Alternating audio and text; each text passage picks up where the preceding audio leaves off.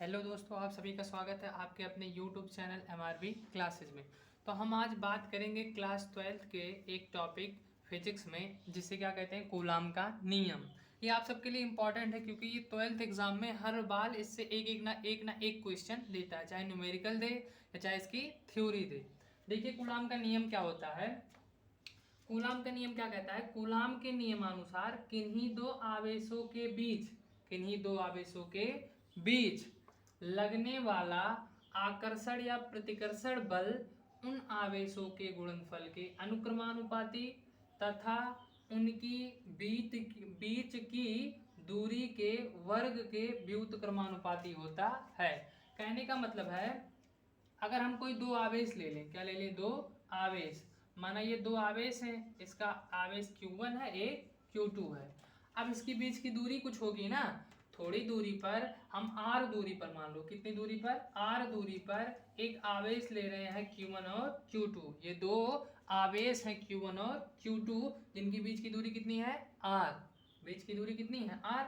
अब देखो आवेश तो दो प्रकार के होते हैं ना, एक समान आवेश होते हैं, एक धनात्मक एक ऋणात्मक। तो समान आवेश भी हो सकते हैं, विपरीत आवेश भी हो सकते हैं। अगर समान आवेश है तो प्रतिकर्षण होगा, विपरीत आवेश है तो आकर्षण होगा। ठीक है, तो कूलाम का नियम यही कहता है कि दो आवेश है अगर, तो उनके बीच की दूरी है, दो आवेशों के बीच की दूरी, उन पर इस पर लगने वाला बल, जो आवेश है और कुछ दूरी पर रखे हैं, दो आवेश कुछ दूरी पर रखे हैं, तो इस पर बल लगेगा। मान लो कितना बल लग रहा है, F बल। कितना बल लग रहा है, F। अब ये बल चाहे आकर्षण बल हो चाहे प्रतिकर्षण बल हो। अगर समान आवेश है तो प्रतिकर्षण बल होगा और विपरीत आवेश है तो आकर्षण बल होगा। तो मान लो F बल लग रहा है। अब कूलाम का नियम क्या कहता है, इन दोनों आवेशों के मध्य लगने वाले आकर्षण बल F, आकर्षण बल कितना है, F, इन दोनों आवेशों के गुणनफल के अनुक्रमानुपाती। दोनों आवेश कौन कौन सा है, एक Q1 है एक Q2। तो Q1 और Q2 का गुणा कर दें, वो अनुक्रमानुपाती हो जाएगा इस पर लगने वाले बल के।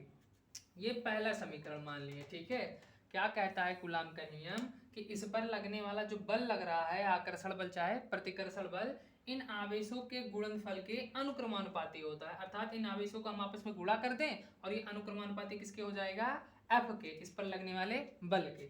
दूसरा क्या कहता है, जो इस पर लगने वाले बल, इसके बीच की जो दूरी होती है, बीच की दूरी, इसका वर्ग इस पर लगने वाले बल के व्युत्क्रमानुपाती होता है। क्या होता है, व्युत्क्रमानुपाती। दूसरा क्या कह रहा है आगे, इसको समीकरण 2 मान ले रहे हैं। आगे क्या कह रहा है कि उनके बीच की दूरी कितनी है, R के वर्ग का मतलब उसका स्क्वायर के व्युत्क्रमानुपाती। व्युत का मतलब उल्टा कर दें, ऊपर नहीं नीचे कर दें, 1/r स्क्वायर।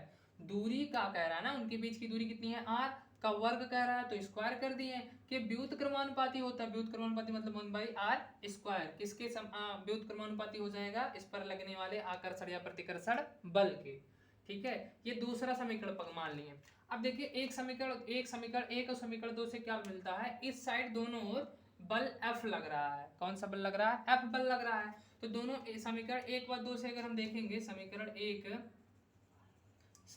एक व 2 से इस साइड दोनों F बल लग रहा है। चूंकि इस साइड F बल लग रहा है, इसलिए समीकरण 1 व 2 में जो इस साइड होंगे Q1 Q2 और R स्क्वायर एक दूसरे के साथ हो जाएंगे। मतलब F बराबर क्या प्रोपोर्शनल क्या हो जाएगा, 1Q1, ऐसे लिख सकते हो, Q1 Q2 गुणे में 1/r स्क्वायर। कहने का मतलब है ये दोनों जो बल है एक ही तो बल है, चाहे आकर्षण बल हो चाहे प्रतिकर्षण बल हो, इस पर यही बल लग रहा है, F बल लग रहा है। तो ये F हो गया यहाँ से समीकरण 1 व 2 से, और ये Q1 Q2 था, Q1 Q2 हो गया, समीकरण 2 का 1/r स्क्वायर था तो 1/r स्क्वायर हो गया। अब Q1 Q2 का एक में गुणा होगा तो क्या हो जाएगा, F प्रोपोर्शनल Q1 Q2 बटे में R स्क्वायर, ये हो गया। अब देखिए किसी भी अनुक्रमानुपाती का सिंबल हटाने के लिए हम यहाँ नियतांक लाते हैं। क्या लाते हैं, नियतांक। तो यहाँ एक नियतांक आता है K।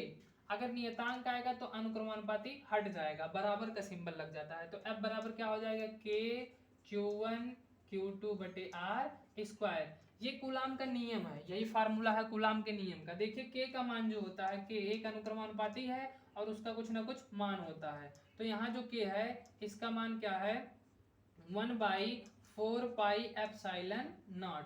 क्या मान है के का मान 1/4πε0। तो इस के की जगह अगर ये रख देंगे तो F बराबर क्या हो जाएगा, F बराबर 1/4πε0 और यहाँ हो जाएगा Q1 Q2 बटे में R स्क्वायर। ये होता है कूलाम के नियम का समीकरण या कह सकते हो कूलाम का नियम।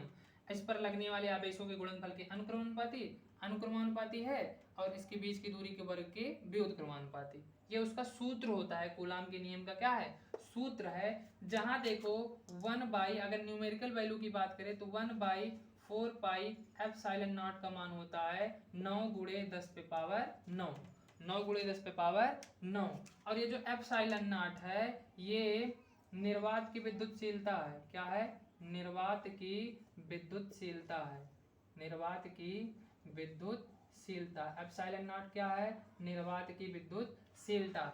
अगर ε0 की बात करें तो ε0 का जो मान होता है, ε0 का मान वो होता है 8.854 इंटू 10⁻⁻12 कूलाम स्क्वायर, 12 है 12 कूलाम स्क्वायर प्रति न्यूटन मीटर स्क्वायर।